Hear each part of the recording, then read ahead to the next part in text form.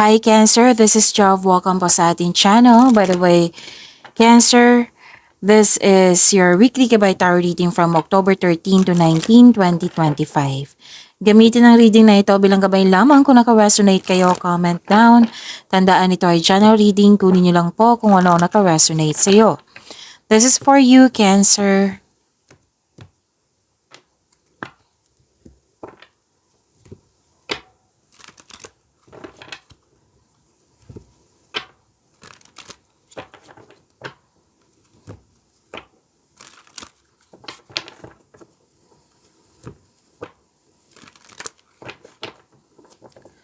Para po ito sa iyo, Cancer, ngayong October 13 to 19, 2025.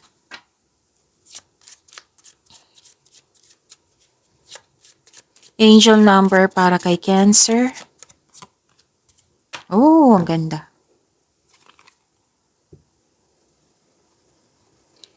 Angel number 1111. Sabi po dito, intuition. Intuition.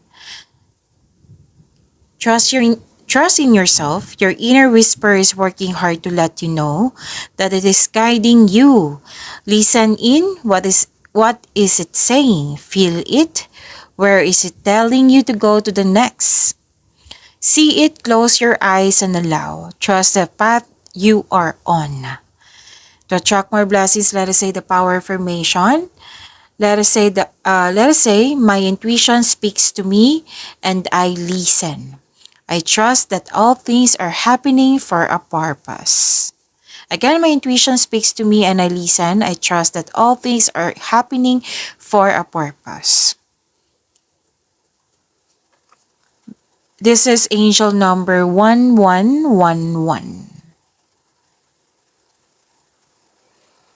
Okay, so new beginning pa rin to. A spiritual concept associated with new beginnings. Spiritual awakening. This is a call to align your thoughts with your highest potential. Okay? Spiritual awakening and new beginnings po ito. And alignment with divine guidance, and this is manifestation and thoughts. Maintain a positive mindset. So, focus kayo sa pag-maintain ng positive mindset, positive thoughts para ma-attract mo yung gusto mong ma-achieve. Okay? And ma-attract mo yung positivity.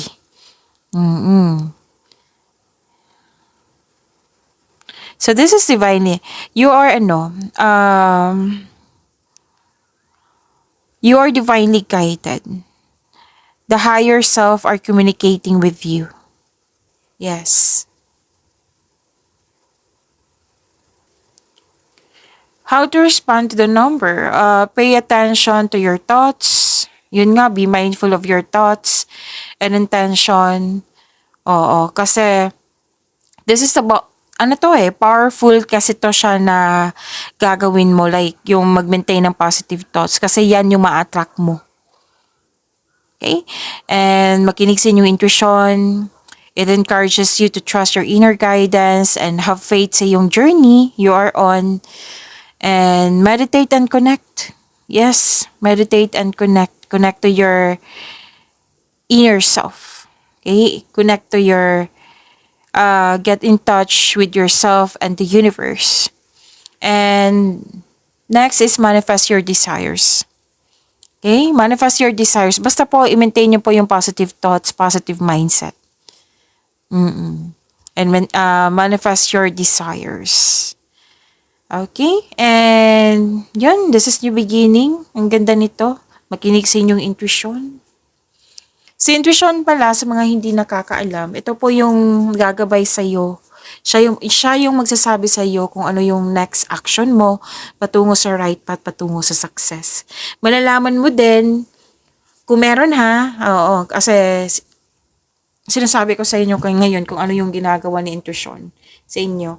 Malalaman mo din kung ano yung dapat malaman mo na like may nangyari na hindi mo alam, malalaman mo yan.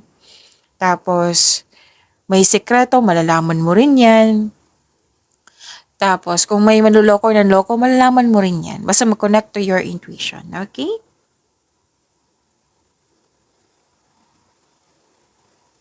Basta set lang kayo ng clear intention. Practice mindfulness. Take inspired in action. Bigyan ng aksyon. Kasi kumukunek ka sa intuition eh. So, sinasabi sa iyo kung ano yung next action mo. Then, yan, bigyan mo ng aksyon. And practice gratitude. So, expressing thanks for the blessings in your life can amplify the positive energy and attract more abundance. Lagi ko yan sinasabi sa iyo, Cancer. Okay, tandaan niyo po iyan. Maraming salamat po sa inyong patuloy na suporta sa mga nag-donate. Sa mga hindi nag-skip ng ads, maraming salamat po. Sa mga hindi pa nag-subscribe, subscribe na po kayo at click bell notification para malaman nyo na may bago tayong video. Para sa mga gusto magpa-reading, comment po kayo na personal reading. Again, comment kayo na personal reading and check my reply sa comment section.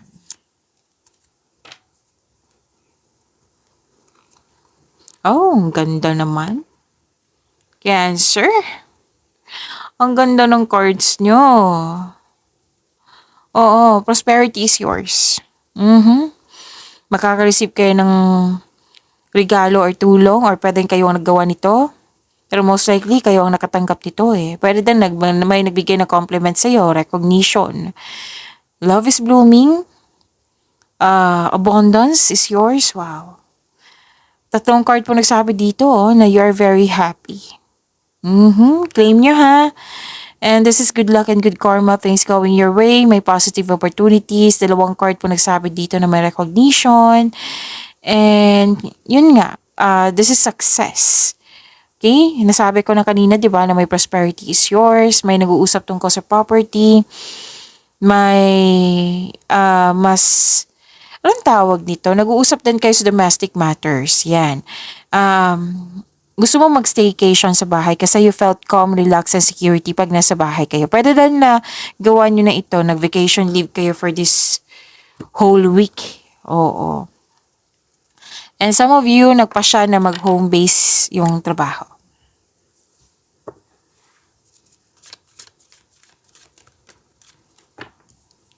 This is about your energy, Cancer.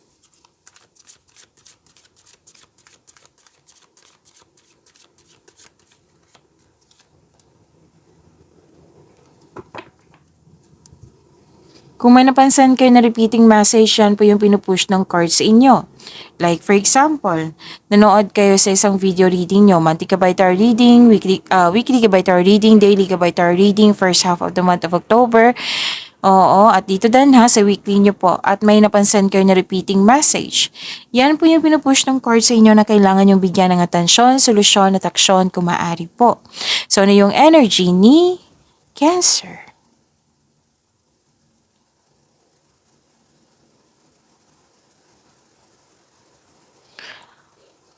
Okay, may feminine energy. Ang lakas ng feminine energy dito. Pwedeng kayo to, pwedeng siya. Pwede din inalagaan kayo, nag-alaga kayo ng pamilya, nag-alaga kayo ng mga bata, pamilya, nag-aalaga ng baby kasi may nanganak Oo, may nanganak and pwede din inalagaan kayo ng mother figure. Yes. Marami kayo naisip na bagong ideas para sa ikakabuti ng iyong buhay.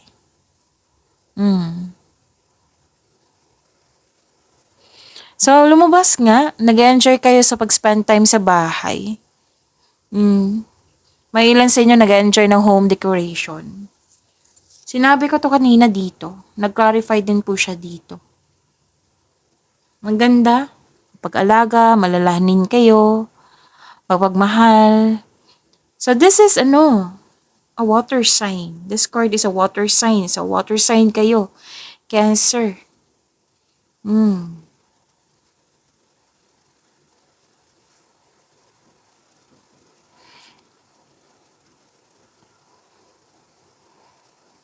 Okay, iwasan nyo mag-overthink ha. Kasi may mga nakita ko dito overthinking, overanalyzing, fear, doubt, hesitation, or stress or anxiety. Oo. So, ayun po.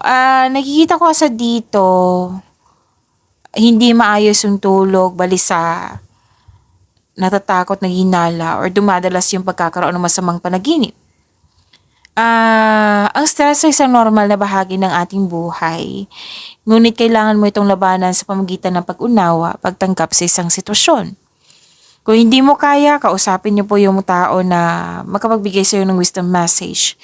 Or kung may trust issue ka, pwede din na mag-journal ka or diary. Isulat mo yung mga nasa isip mo upang sa kayo maalis ang mga ito sa iyong isipan at mapunta sa isang pahina. This card tells you to make change. Itong pangyayaring ito ay pansamantala lamang at lilipas din po ito.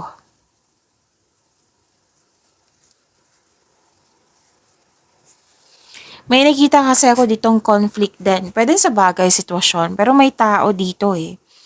So, communication is the key kung concern to sa isang tao. Oo.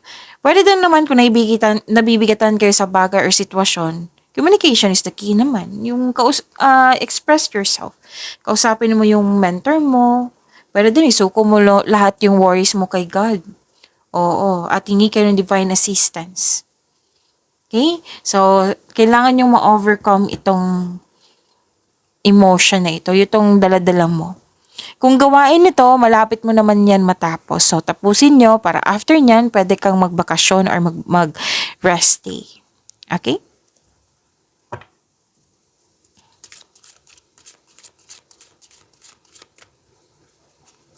Career and money. Ni Cancer.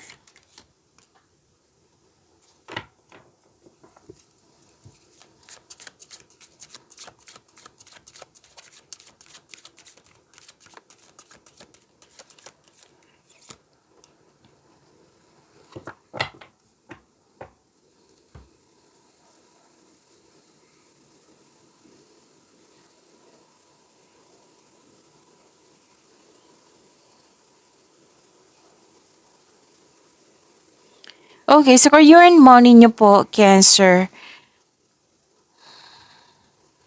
Okay. Nakikita ko dito,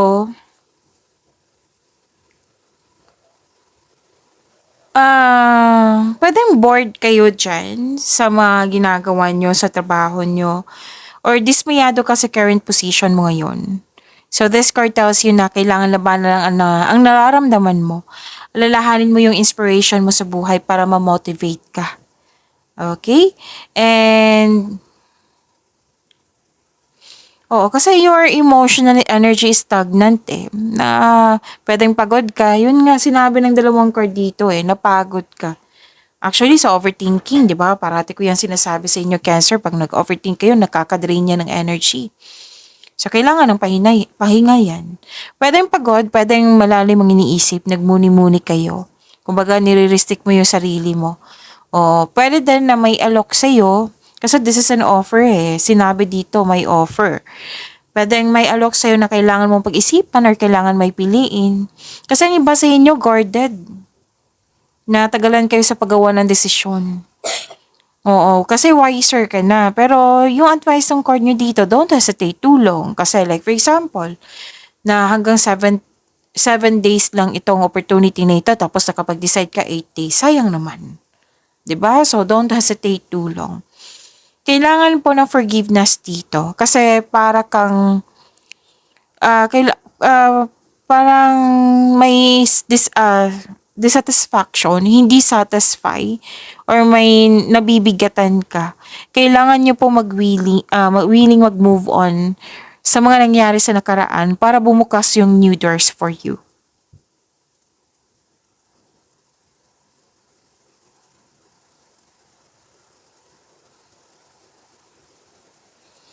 Ay wow, may parating na malaking pera oh. May plano nga kayong mag-resign. Ang ilan sa inyo may plano mag-resign para subukan yung ibang career opportunities. Or di kaya may babaguhin lang kayo na process dyan. Like for example, babaguhin mo para mas maging magaan, para mas maging madali. Pwede. So yun po ha, claim niyo po itong parating na malaking pera. Nakikita ko po dito, parating na po or dumating na kung kailan nyo ito napanood. Magkakaroon po ng financial stability. Naghahanap ka din ng solusyon sa inyong problema. Umiiwas din kayo sa toxicity. Okay? So, tama to. Umiiwas kayo sa toxicity. Pwedeng may travel, bakasyon na naman yung nakikita ko dito. Tatlong card na nagsabi, no, apat na pala. Asa kasali to. So, apat na card. So, you deserve this. Oo, pag pagod, magpahinga talaga. Okay?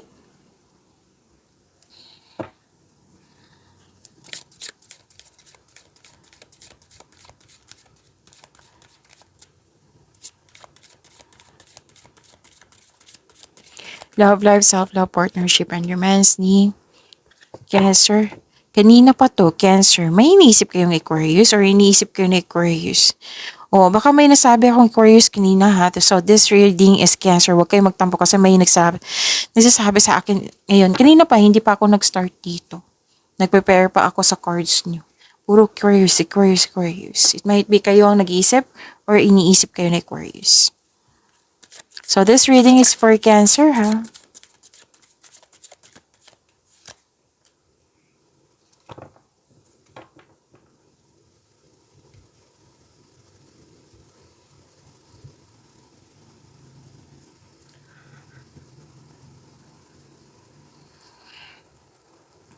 Okay. Nakita ko dito, may selos inggit. Single ka man, marelasyon sa buhay mag-asawa. May inggit po. Or selos. Or nakipag-rival. Oo. So, sana'y ma-overcome niyo po ito. Or di kaya, sa mga single dito, gusto niyo munang makipag-date sa ilang tao bago pumasok sa exclusive relationship. Kasi mas mainam talaga na kilalanin mo muna yung tao kung swak ba kayo sa isa't isa.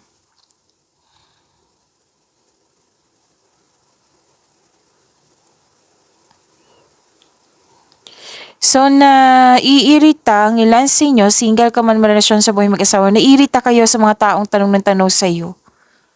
Oh, like for example lang po ito ha. Cancer, matagal ka na single, kailan ka ba magjojowa? Cancer, matagal na kayong kasal, kailan ka ba mabubuntis? Basta pre-pressure kayo or competition, may nakita kasi akong competition rivalry dito. Or ugali niya lang. So, sabi ng card, hindi po daw kailangan magalit kasi iwas tayo ng blockages. Kumbaga, put limitation, wag mong tagapin yung energy niya. Smile ka na lang or di kaya umiwas na lang kung pwede po. Basta po, sikapin niyo wag mag-response ng negativity. Oo. Kasi,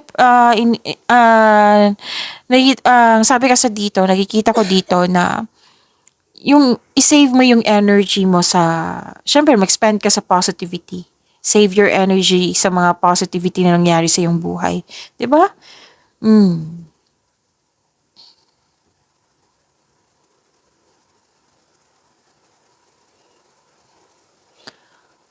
Oh, may lihim dito.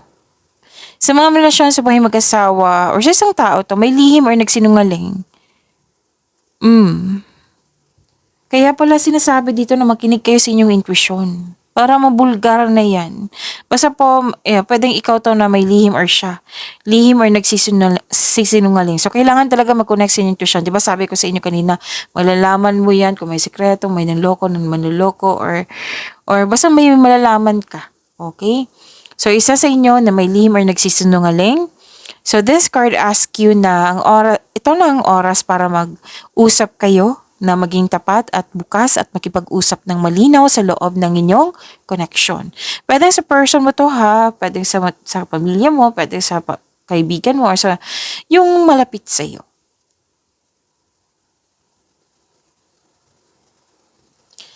Para sa mga single, maaring may tao na hindi tapat sa iyo pero patuloy ka pa rin sinusuyo. So, ingat na lang.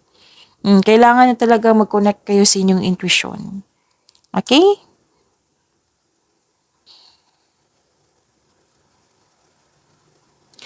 So, sa mga single, huwag ka mag-alinlangan na mag-invest sa bagong relasyon kasi may liligawan ka or may natipuhan ka or may maliligaw. Para sa mga relasyon sa buhay mag-asawa, may masisinang pag-uusap. Tungkol ata to sa sekreto. Pag-imanin niyo po yung blessings sa binigay sa inyo, Cancer, see you tomorrow. Maraming salamat.